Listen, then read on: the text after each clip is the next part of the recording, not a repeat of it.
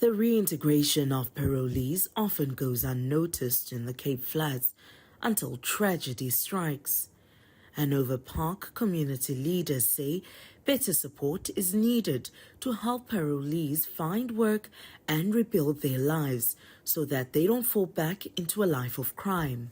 It's not always that correctional services really come to the community and advise the community this particular individual is coming out. So sometimes it happens under the radar that you don't know which parolees are coming out and what was the offense and what is the reintegration plan for them. So for us it's difficult to sometimes keep our finger on the pot, to say, okay, now we need to help these guys. A lack of communication has devastating consequences for residents.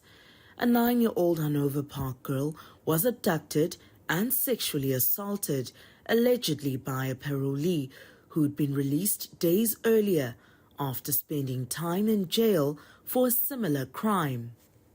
Because this young girl, a few years ago, was shot in the head when there was a gang conflict. Then she got better. She is now with the granny, and this guy comes out of prison and he was convicted for a similar crime. For families of parolees, the burden is just as heavy. Debbie Johnson's son struggled after being released from prison, but eventually managed to find a job after receiving support.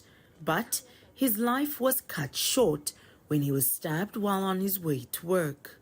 I had to support him financially and food-wise and all that. It was difficult to get a job. But then he met up with Pastor Craven and he asked him if he can join Camp Joy, and he went into went with Pastor for rehabilitation and all that at Camp Joy.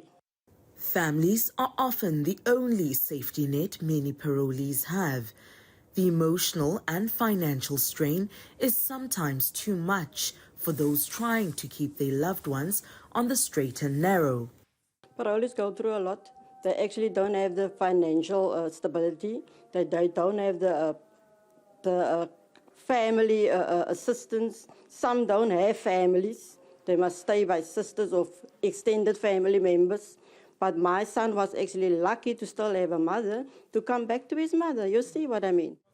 Civil society groups are trying to fill the gaps, preparing parolees for life outside, but a lack of funding and high demand is making things difficult. We actually have a little halfway house as well for them to come as a pre-release before they come to the community, is to sensitize them and a particular no law component program, no lockdown, no law component, and to prepare them before they come back to the community. So there's no preparation for them to come back to the community. So they come straight from prison into the community. And they all do know that if they're released on parole, that they're not going to find a job. That's obviously not going to happen. So they're going to be loitering around, They're going to be looking for opportunity that they can rebuild their lives. And when you're a parolee and you're an ex-gang member, then the gang is there first to welcome you back. For parolees and their families, life after prison is often characterized with fear and uncertainty. Without better integration support, the cycle of crime on the Cape Flats will likely continue, leaving communities and families to pay the price.